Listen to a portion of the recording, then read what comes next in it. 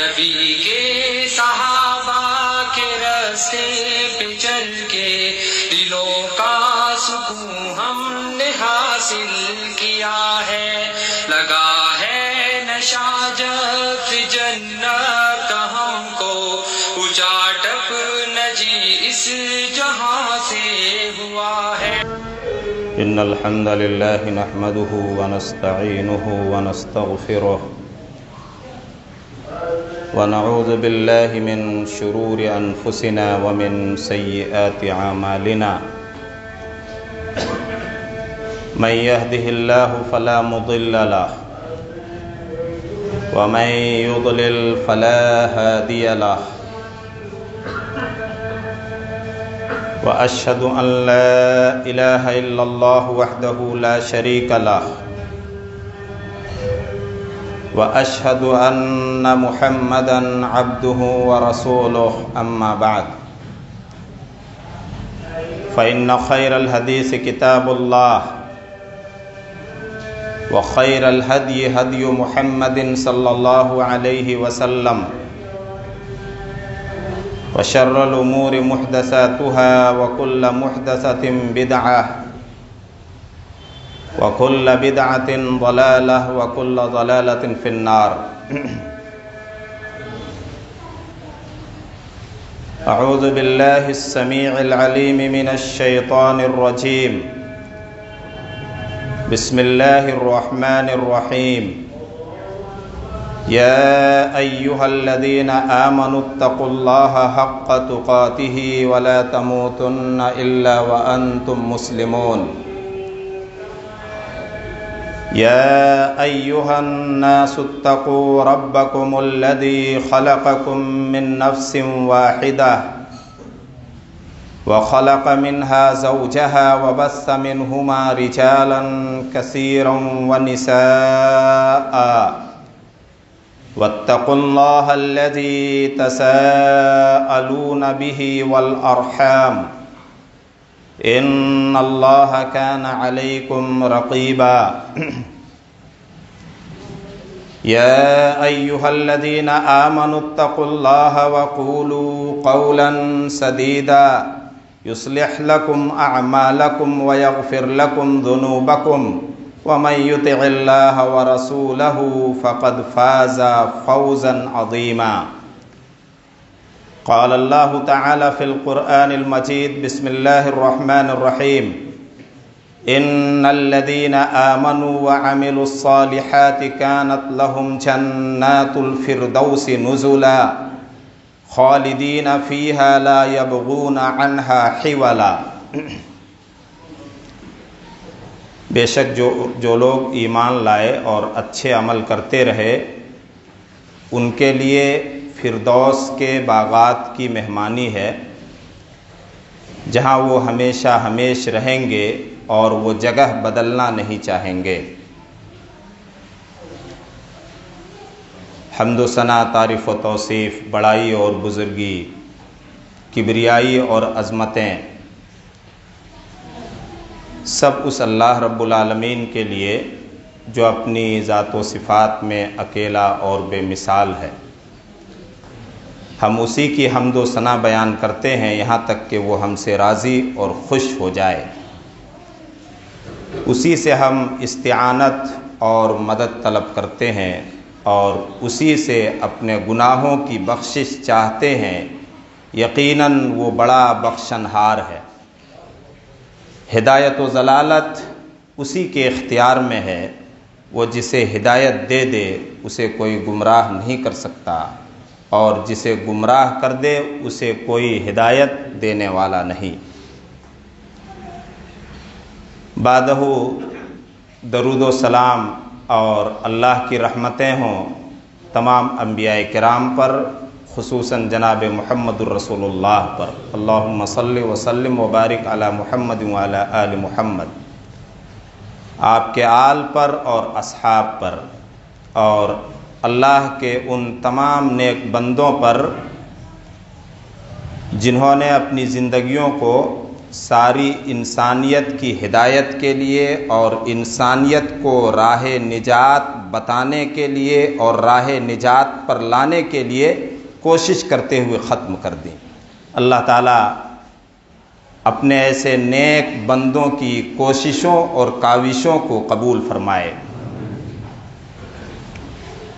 راہ نجات کے دو بنیادی اصول ہیں، ایک ایمان اور دوسرا اصول اور دوسری بنیاد ہے عمل صالح، نیکیاں۔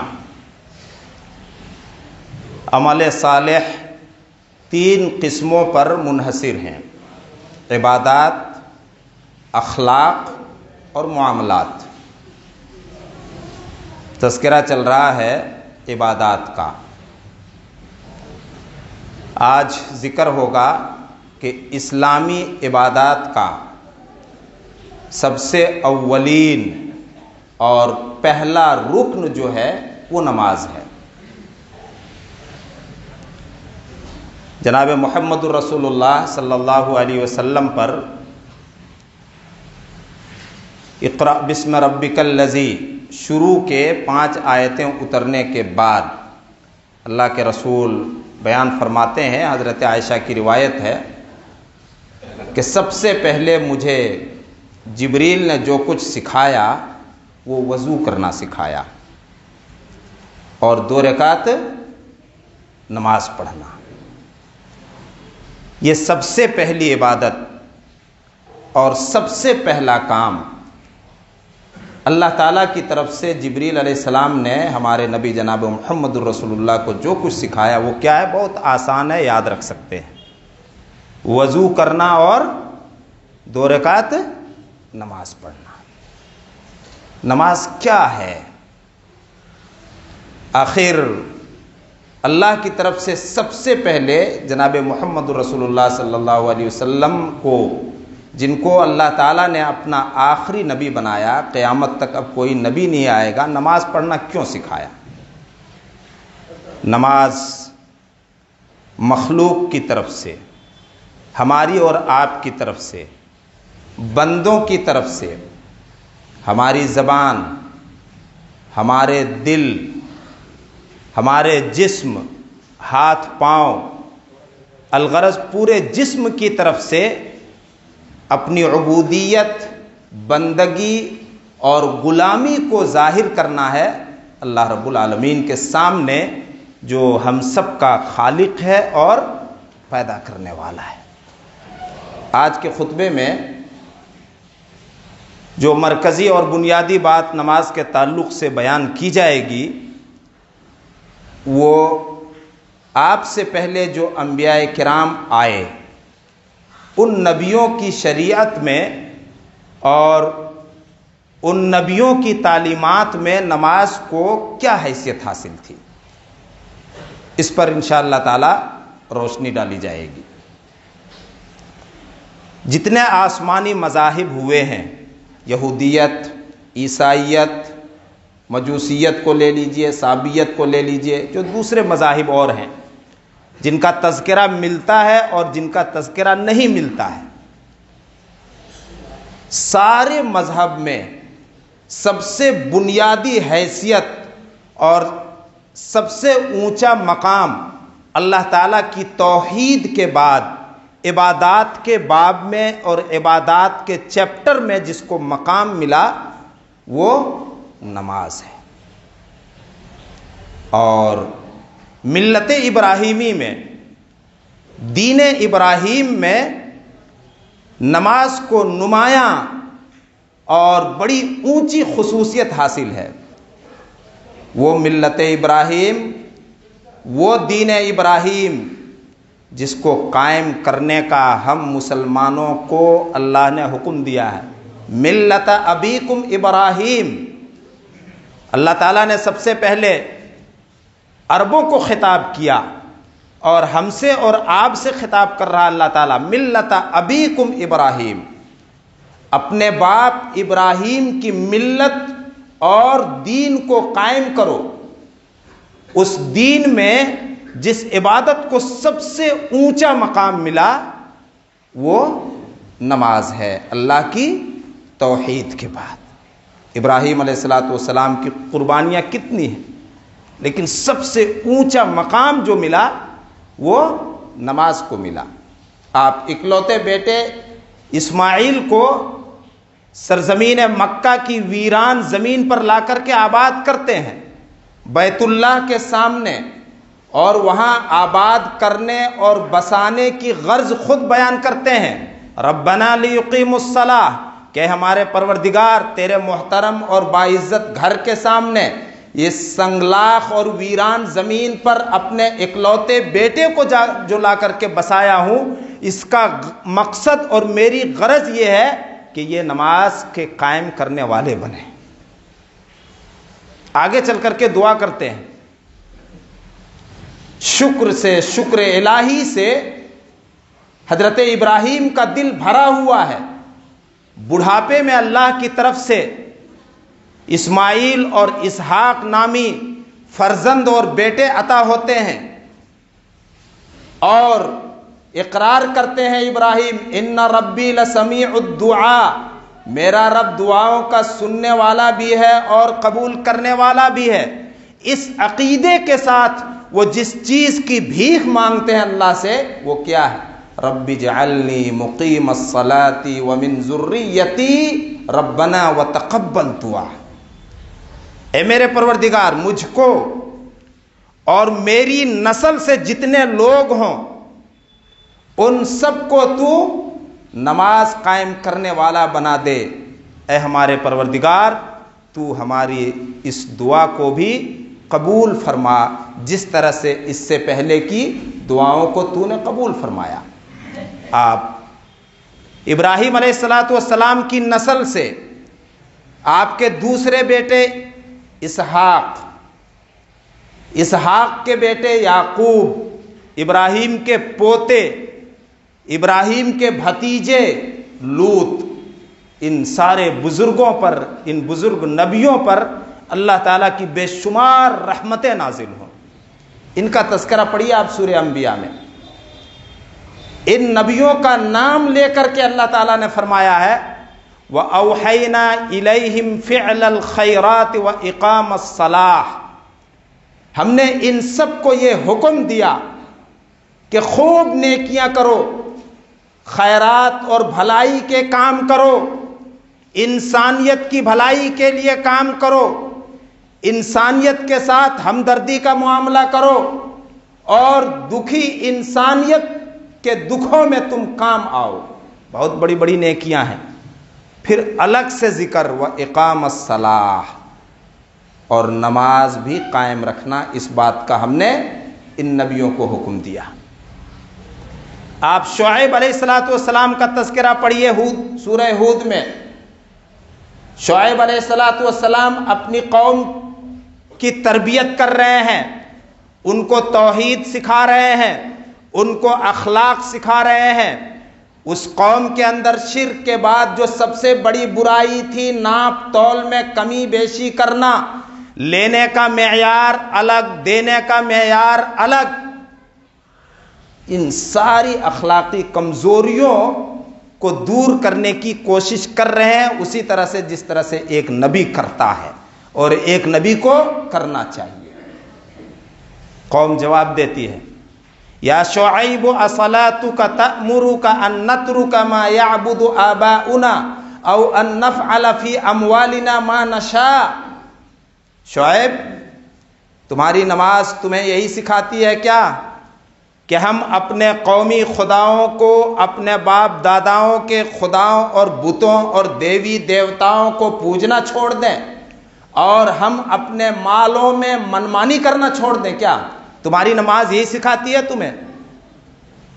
ہمارے پرکھوں نے، ہمارے بزرگوں نے، ہماری قوم کے بڑے بڑے دانشوروں اور عقل مندوں نے اور بدوانوں نے یہی کیا ہے، غیروں کو پوجنا اور مال جیسے چاہیں اور کمائیں اور جیسے چاہیں خرچ کریں، یہ ہماری مرضی کی چیز ہے، تم اس میں انٹرفیئر مت کرو، اس چیز کو مت چھیڑو، اپنے آپ کو زیادہ دیندار اور ہوشیار مت بتاؤ۔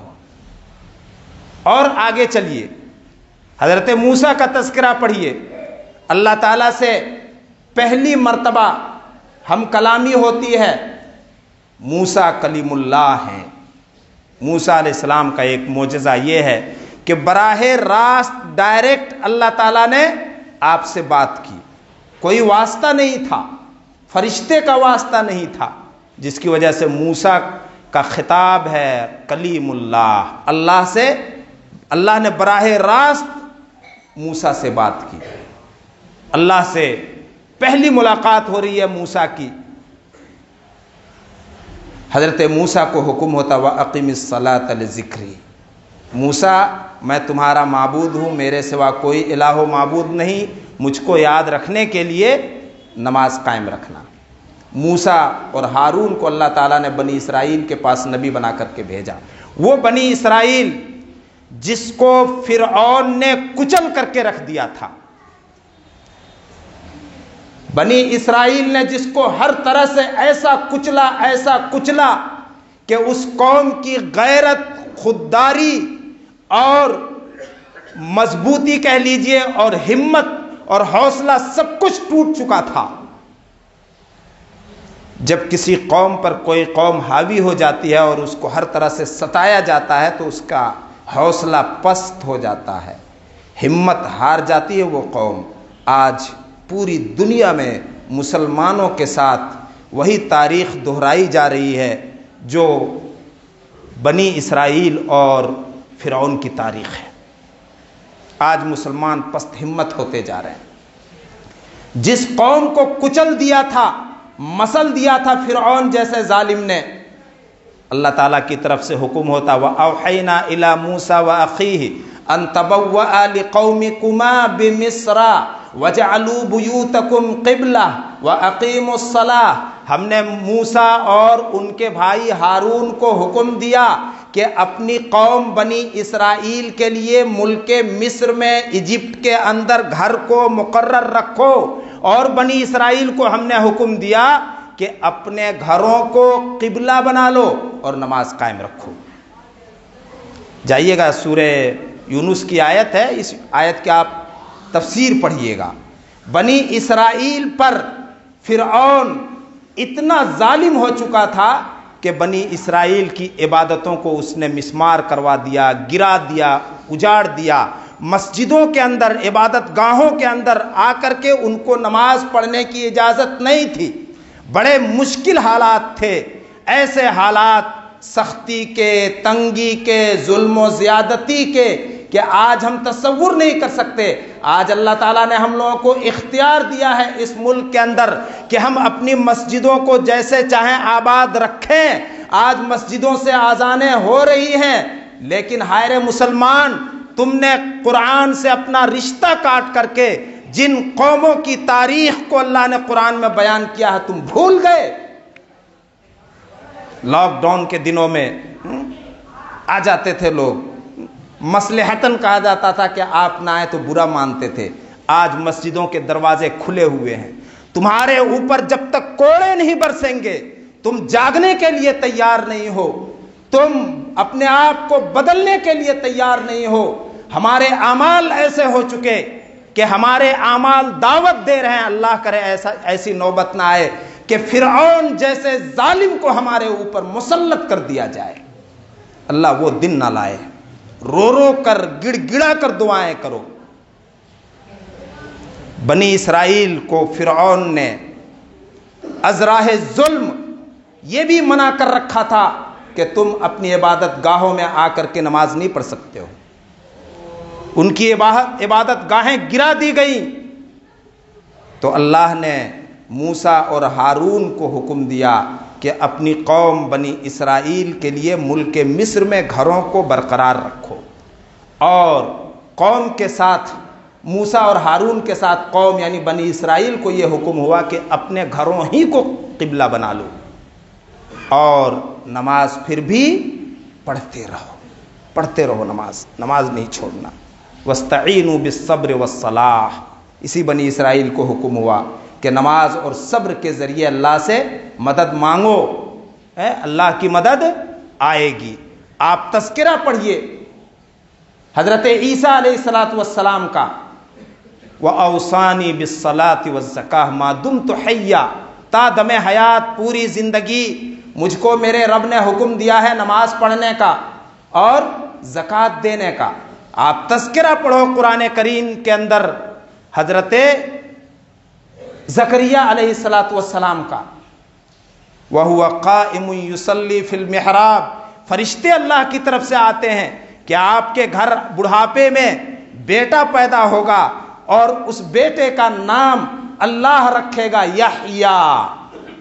آپ نماز میں اپنے حجرے میں، اپنے کمرے میں، اپنے عبادت خانے میں نماز میں مشغول ہیں، فرشتے آ کر کے زکریا کو خوشخبری دیتے ہیں وَهُوَ قَائِمٌ يُصَلِّي فِي الْمِحْرَابِ، محراب کے اندر، حجرے کے اندر، اپنی عبادت کے لیے جس کمرے کو انہوں نے خاص کر رکھا تھا وہ کھڑے نماز پڑھ رہے تھے۔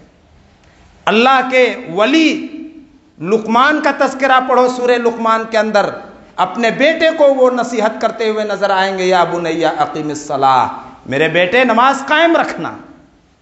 ہم لوگ اگر کسی طرح سے نماز پڑھ لیتے ہیں تو سوچتے ہیں کہ بہت بڑی نیکی کر رہے ہیں، ہمارے گھر والوں کا کیا حال ہے، ہمیں اس کی کوئی فکر نہیں۔ یہ ساری آیتیں جو ابھی پیش کی گئی سورتوں کے حوالے کے ساتھ، ان آیتوں سے اور آیتوں کے ترجمے سے اور انبیاء کرام کے تذکرے سے آپ یہ اندازہ لگا سکتے ہیں کہ اللہ کی طرف سے جتنے انبیاء آئے اور ان سارے نبیوں کی تعلیم کا حصہ کیا تھا، سب سے اہم عبادات کے باب میں نماز۔ آج نماز کا حال کیا ہے، ہماری اور آپ کی نماز کیسی ہو چکی ہے؟ میرے بھائی اور دوستو، آج اس موضوع کو یہیں پر ہم ختم کرنا چاہیں گے، اور آپ کے ذہن میں یہ بات ہونی چاہیے کہ جس عبادت کو اسلام نے سب سے اونچا مقام دیا ہے وہ ہے نماز۔ آج پوری دنیا میں اور آج سے پہلے بھی، یعنی محمد رسول اللہ سے پہلے بھی جو مسجدیں قائم ہوئی کس لیے؟